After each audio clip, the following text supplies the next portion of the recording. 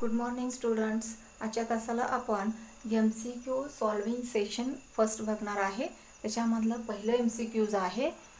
2 capillary tubes of radii 0.3 centimetre and 0.6 centimetre are dipped in the same liquid. The ratio of height through which the liquid will rise in the tube. म्हणजे काय आहे तर याच्यामध्ये बघा दोन capillary tube consider केलेले आहेत. Dipped in the same liquid, एकाच लिक्विडमध्ये दोन कॅपिलरी ट्यूब डीप केलेले आहेत आणि the ratio of height through which the liquid will rise in the tube. आणि त्याच्यामध्ये जे लिक्विड राईज झालेलं आहे त्याचा दोन्हीचा हाईटचा रेशो काढायचा आहे. आणि ह्याच्यामध्ये अल्टरनेटिव्स दिलेले आहेत. A 1:2, B 2:1, C 1:4, D 4:1. आता हे आपल्याला सॉल्व करायचं आहे. We know that formula of capillary rise, height of capillary rise H is equal to 2T cos theta divided by rho R G हा फॉर्म्युला आहे. तर ह्याच्यामध्ये बघा आपल्याला हा जनरल फॉर्म्युला दिलेला आहे. आता इथं दोन कॅपिलरी कन्सिडर केलेला आहे आणि दोन्हीचं काय आहे रेडियस वेगवेगळे आहे. आता ह्याच्यामध्ये काय आहे की टी कॉन्स्टंट आहे, थीटा कॉन्स्टंट आहे, त्यानंतर डेन्सिटी कॉन्स्टंट आहे आणि जी सुद्धा काय आहे कॉन्स्टंट आहे. त्यामुळं H is directly proportional, is inversely proportional to काय आहे R आहे. H is inversely proportional to R. आता फॉर हाईट ऑफ 2 कॅपिलरी लक्षात घेतलं तर आपण काय करणार आहे, H1 is inversely proportional to the R1, H2 inversely proportional to the R2.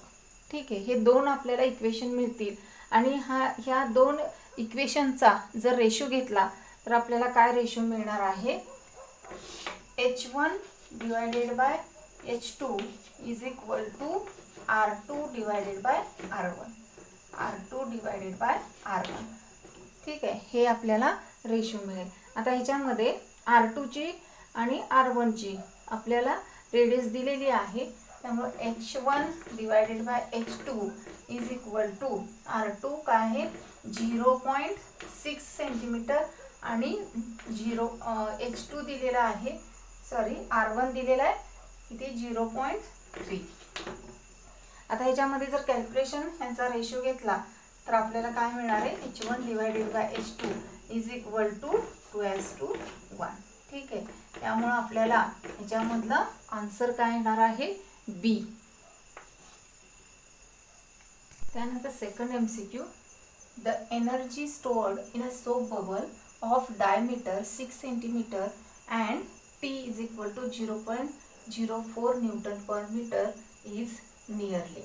म्हणजे काय आहे, the energy stored in a soap bubble, soap bubble मधली स्टोर झालेली जी एनर्जी आहे ती काढायची आहे. आणि डायमीटर, त्याचा डायमीटर किती दिलेला आहे त्या सोप बबलचा 6 सेंटीमीटर अँड त्या सरफेस टेन्शन किती दिलेलं आहे त्या सोप लिक्विडचं T is equal to 0.04 newton per metre.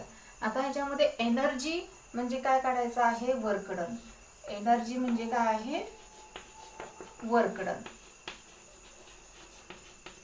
आता ह्याच्यामध्ये energy is equal to work done आणि वर्क डनचा फॉर्म्युला आपल्याला माहिती आहे DW is equal to T into DA. ठीक आहे, आणि दिले आपल्याला ह्याच्यामध्ये काय डायमीटर दिलेला आहे. हा जो सोप बबल आहे या सोप बबलचा डायमीटर दिलेला आहे. आता त्याचा एरिया आधी काढू. एरिया रेडियस काढायची आहे डायमीटरवरून. R is equal to D/2, R is equal to, आता D डायमीटर किती दिलेला आहे 6 सेंटीमीटर.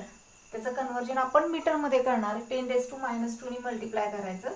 6 into 10⁻² divided by 2. त्यामुळे रेडियस काय येणार आहे सोप बबलची 3 इंटू 10⁻² मीटर. ठीक आहे, आणि हा जो सरफेस टेन्शन टी दिलेलाच आहे. त्यानंतर आता एरिया काढावा लागणार आहे, चेंज इन सरफेस एरिया. म्हणजे आता इथं DA इज इक्वल टू काय असणार आहे, surface area DA is equal to. आता जो हा काय आहे, जो बबल आहे तो स्पेरिकल आहे आणि त्यामुळं त्याचा जो एरिया आहे आपण काय कन्सिडर करणार आहे, 4πr². ठीक आहे. परंतु आता इथं सोप बबल असल्यामुळं काय होणार आहे, 2 layer in contact, inner surface आणि आउटर सरफेस. ठीक आहे, 2 सरफेस कॉन्टॅक्ट मध्ये असणार आहेत, म्हणजे एअर वॉटर आणि एअर. त्यामुळे ह्याला आपण काय करणार आहे, 2 ने मल्टिप्लाय करणार आहे. ठीक आहे, ह्याला आपण 2 ने मल्टिप्लाय करणार. DA is equal to 2 into 4πr². हा आपला काय निघणार आहे, एरिया. तर ह्याच्यामध्ये DA इज इक्वल टू काय येणार आहे, 2 इंटू 4π इंटू रेडियस किती दिलेली आहे, 3 इंटू 10⁻⁻², त्याचा स्क्वेअर दिला तर एरिया काय येणार, DA is equal to 8π into 9 into 10⁻⁻⁴. ठीक आहे, हा आपला एरिया निघेल, चेंज इन एरिया आणि T दिलेला आहे. आता ह्याच्यामध्ये व्हॅल्यू आपण सबस्टिट्यूट करूया. ठीक आहे, work done is equal to म्हणजेच energy is equal to surface tension 0.04 into 8 into पायची व्हॅल्यू 3.14 इंटू 9 इंटू 10⁻⁻⁴. ठीक आहे, D omega is equal to इथं 4 आपण काय लिहू शकतो, 4 इंटू 8 32 आणि हे जे 0.04 आहे त्याच्यामध्ये आपण काय लिहू शकतो, 10⁻² इंटू 3.14 इंटू 9 इंटू 10⁻⁴. ठीक आहे. आता त्यानंतर हे जर आपण कॅल्क्युलेट केलं तर आपल्याला काय व्हॅल्यू मिळणार आहे, 904 इंटू 10⁻⁻⁶. आता आपल्याला पर्यायामध्ये काय आहे बघा की 0.9 टू 10⁻⁻³ जूल. आता ह्याच्यामध्ये हे जे 10⁻⁻⁶ आहे त्यातले 3 आपण इकडं पॉईंट सरकावले तर आपल्याला व्हॅल्यू काय मिळणार आहे, D omega is equal to 0.904 into 10⁻³ joule मिळणार. ठीक आहे, आणि म्हणून आपला ए जो आहे पर्याय तो काय असणार आहे, करेक्ट असणार आहे, 0.9 इंटू 10⁻³ जूल. तिसरा MCQ, the surface tension of a soap solution is 0.035 newton per metre. The energy needed to increase the radius of bubble from 4 cm to 6 cm is. आता याच्यामध्ये surface tension off soap solution दिलेला आहे T 0.035 दिलेले Newton per metre. ठीक आहे, त्यानंतर energy needed to increase the radius of bubble from 4 cm to 6 cm. म्हणजे जो सोप बबल आहे त्याची जी रेडियस आहे इनक्रीज झाली 4 cm to 6 cm, 4 पासून 6 cm पर्यंत इनक्रीज झाले आणि त्यासाठी लागणारी जी एनर्जी आहे ती आपल्याला फाइंड आउट करायची आहे.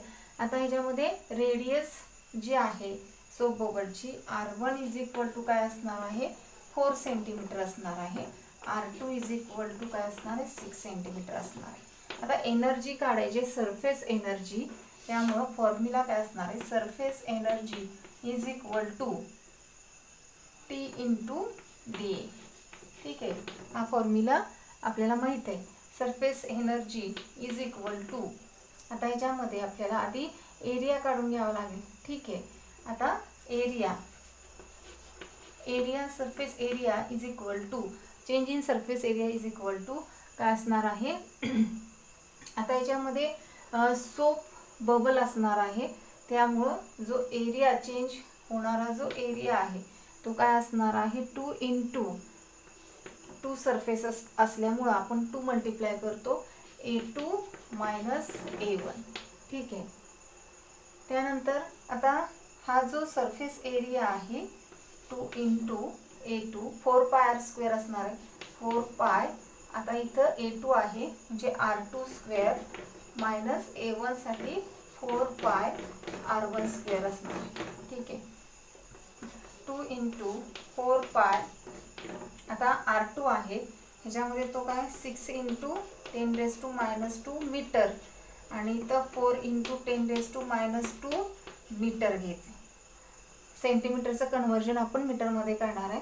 4 पाय R2 काय येणार आहे 6 इंटू 10⁻⁻2 चा स्क्वेअर मायनस 4 पाय R1 काय असणार आहे 4 इंटू 10⁻⁻2 चा स्क्वेअर. ठीक आहे. त्यानंतर पुढं काय येणार आहे 2 इंटू 4 पाय 6 चा स्क्वेअर केला तर काय येणार 36 इंटू 10⁻⁻4 मायनस 4 पाय आणि 4 चा स्क्वेअर केला तर काय येणार आहे 16 इंटू 10⁻⁻4. ठीक आहे. आता ह्याच्यामध्ये D is equal to change in surface area is equal to 2 into काय येणार आहे तर ब्रॅकेटमध्ये 4 पाय 10⁻⁻4 आणि 36 मायनस 16 केलं तर काय येणार आहे 20 4 पाय इंटू 10⁻⁻4 येणार.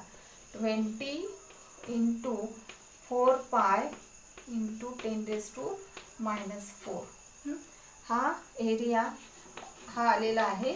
2 इंटू 20 केलं तर 40 इंटू 4 पाय इंटू 10⁻⁻4. ठीक आहे. हा आलेला जो एरिया आहे चेंज इन सरफेस एरिया ते आपण ह्या जे इक्वेशन आहे surface energy is equal to T into D त्याच्यामध्ये आपण सबस्टिट्यूट करणार आहे. तर आपल्याला काय मिळणार आहे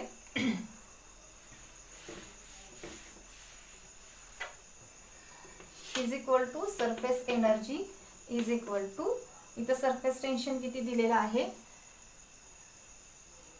0.035 न्यूटन पर मीटर. त्याच्यामध्ये आपण काय लिहिणार 35 इंटू 10⁻⁻ काय करणार आहे 1 2 3 म्हणजे 3 आपण काय करणार आहे याच्यामध्ये -3 केलं तर आपल्याला 0.035 व्हॅल्यू मिळणार आहे. ठीक आहे. आता हा चेंज इन सरफेस एरिया किती 40 इंटू 4 इंटू पायची व्हॅल्यू किती सांगितलेली आहे 22 डिवायडेड बाय 7 इंटू 10⁻⁻4 ठीक आहे. Surface energy is equal to 35 7 ने 35 ला भाग जातोय 7×5 = 35. ठीक आहे 7×5 आणि इथं 5 इंटू 40 काय येणार आहे 200 येणार 200 इंटू 10⁻³ इंटू 4 इंटू 22 केलं तर काय येणार आहे 4 इंटू 2 8 इंटू 8 म्हणजे 88 इंटू तर काय येणार 10⁻⁻4 आहे तेच. ठीक आहे. Surface energy is equal to हे 200 आपण कसं लिहू शकतो 2 इंटू 10⁻² इंटू 10⁻⁻3 ठीक आहे इंटू 88 इंटू 10⁻⁻4 तर इथला 10⁻² -3 म्हणजे हे +2 -3 केलं तर फक्त -1 राहणार आणि -1 10⁻⁻4 काय होणार आहे मायनस ह्याच्यामध्ये ॲड -5 होणार. ठीक आहे 10⁻⁻5 होणार. आता ह्याच्यामध्ये 2 इंटू 88 हे जर आपण कॅल्क्युलेशन केलं तर काय येणार आहे 8 दुणे 16 आणि इथं पण 8 दुणे 16 आणि एक ॲड केलेला तो काय येणार आहे 176. ठीक आहे इंटू 10⁻⁻5 जूल. परंतु आपल्याला पर्यायामध्ये बघा याच्यामध्ये 10⁻⁻5 असेल तर फक्त 1 पॉईंट आहे आणि इथं आपल्या 17 पॉईंट इथं 176 आहे त्यामुळे इथं आपण काय करणार आहे 2 डिजिट इकडे घेतले तर आपल्याला 1.76 येणार. त्यामुळं आपल्याला जे आन्सर मिळणार आहे ते काय surface energy is equal to 1.76 ह्यातली 2 घरं इकडं सरकवली तर काय येणार आहे 1.76 इंटू 10⁻³ जूल येणार. ठीक आहे, त्यामुळे करेक्ट आन्सर काय असणार आहे बी असणार आहे 1.76 इंटू 10⁻³ जूल. ठीक आहे, आणि हे एक्झाम्पल MHT CET साठी 2019ला विचारलेलं आहे. ठीक आहे, त्यानंतर 4th MCQs. A rectangular film of liquid is extended from 4 cm into 2 cm to 5 cm into 4 cm. If the work done is 3 into 10⁻⁴ joule, the value of the surface tension of the liquid is. आता ह्याच्यामध्ये आपल्याला surface tension काढायचं आहे आणि ह्याचे पर्याय तुम्हाला दिलेले आहेत ABCD आणि हा नीट 2016 साठी विचारलेला क्वेश्चन आहे. तर ह्याच्यामध्ये आपल्याला सरफेस टेन्शन काढायचं आहे आणि दिले का आपल्याला रेक्टेंग्युलर फिल्म ऑफ लिक्विड काय होणार आहे एक्सटेंड झालेली आहे, त्यामुळे चेंज इन सरफेस एरिया काय असणार आहे ह्याचा A1 असणार आहे A1 आणि हा काय असणार आहे A2 असणार आहे. ठीक आहे, मग आपल्याला दुसरं वर्क डन दिलेलं आहे. Work done is equal to 3 into 10⁻⁴ joule दिलेलं आहे. ठीक आहे, आता ह्याच्यामध्ये जो सरफेस टेन्शन काढायचा आहे त्यासाठी आपल्याला फॉर्म्युला काय असणार आहे की work done is equal to surface tension into change in surface area. त्यामुळं इथं P is equal to work done divided by change in surface area. Work done तर दिलेला आहे, फक्त आपल्याला काय करायचं आहे चेंज इन सरफेस एरिया काढायचं आहे आणि ह्या इक्वेशनमध्ये आपण सबस्टिट्यूट केलं की आपल्याला सरफेस टेन्शन ऑफ लिक्विड मिळेल. ठीक आहे, आता हे जे लिक्विड आहे ह्याच्यामध्ये फिल्म तयार होते रेक्टेंग्युलर फिल्म, त्यामुळं ह्या फिल्मसाठी सरफेस कशी असणार आहे 2 सरफेसेस असणार आहे आणि त्याचा एरिया काय असणार आहे जी सुरुवातीला जो फिल्म आहे ती काय असणार आहे A1 त्याचा एरिया असणार आहे 4 centimetre into 2 centimetre is equal to काय असणार आहे 4 इंटू 2 8 सेंटीमीटर स्क्वेअर. त्यामुळे A1 इज इक्वल टू काय असणार आहे 8 इंटू 10⁻². सेंटीमीटरचं आपण कशामध्ये करणार आहे मीटरमध्ये, त्यामुळं 10⁻² याचा स्क्वेअर येणार म्हणजे काय -4 मीटर स्क्वेअर. ठीक आहे, त्यानंतर A2 इज इक्वल टू काय असणार आहे 5 centimetre into 4 centimetre is equal to ह्याच्यामध्ये 5 इंटू 4 काय असणार आहे 20 आणि सेंटीमीटर स्क्वेअर असणार आहे. त्याचा जर स्क्वेअर केला तर आपल्याला काय मिळणार आहे 10⁻⁴ मीटर स्क्वेअर. ठीक आहे, आता पुढं जो चेंज इन एरिया आपल्याला काढायचे DA is equal to 2 into A2 - A1. ठीक आहे, काय ना 2 इंटू A2 - A1, कारण की 2 सरफेस इन कॉन्टॅक्ट दोन जे सरफेस आहेत फिल्मला कसे आहेत 2 आउटर आणि दोन्ही साईडला इनर असे 2 फिल्म सरफेस असणार आहेत, त्यामुळे आपण 2 ने मल्टिप्लाय केलेलं आहे. ठीक आहे, आता ह्याच्यामध्ये DA is equal to 2 into A2 किती आहे आपण काढलेला 8 इंटू 10⁻⁴ आणि सॉरी A2 किती काढला होता आपण 20 इंटू 10⁻⁴ आणि A1 जो आहे तो काय आहे 8 इंटू 10⁻⁴. ठीक आहे, त्याच्यामध्ये चेंज इन सरफेस एरिया काय असणार आहे 2 इंटू 20 - 8 काय असणार आहे 12 इंटू 10⁻⁴. ठीक आहे,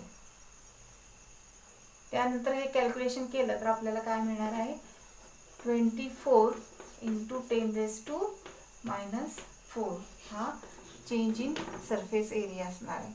आणि आता आपल्याला ह्या सरफेस टेन्शन काढायचं आहे, त्यामुळे ह्या इक्वेशन 1 मध्ये आपण ह्या व्हॅल्यू सबस्टिट्यूट केल्या तर आपल्याला काय मिळणार आहे,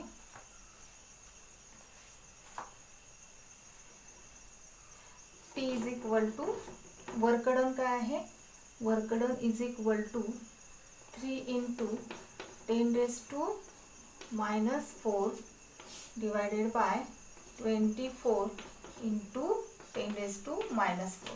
-4 10⁻⁻4 कॅन्सल होतील. 3 डिवायडेड बाय 24 काय येणार आहे, 3×8 = 24. ठीक आहे. 1 डिवायडेड बाय 8 येणार. आणि हे जर कॅल्क्युलेशन केलं तर काय येणार आहे, 0. पहिला 0चा भाग जाणार आहे, त्यानंतर 10 म्हणजे 8 1च येणार इथं 1, त्यानंतर 2 शिल्लक राहणार, काय येणार आहे 2 आणि त्यानंतर 5. ठीक आहे. 0.125 याच्यामध्ये आपल्याला सरफेस टेन्शन काय असणार आहे बघा, इथं 0.125 कुठं आलेलं आहे, 0.125 न्यूटन पर मीटर. त्यामुळं करेक्ट आन्सर काय असणार आहे, सी असणार आहे.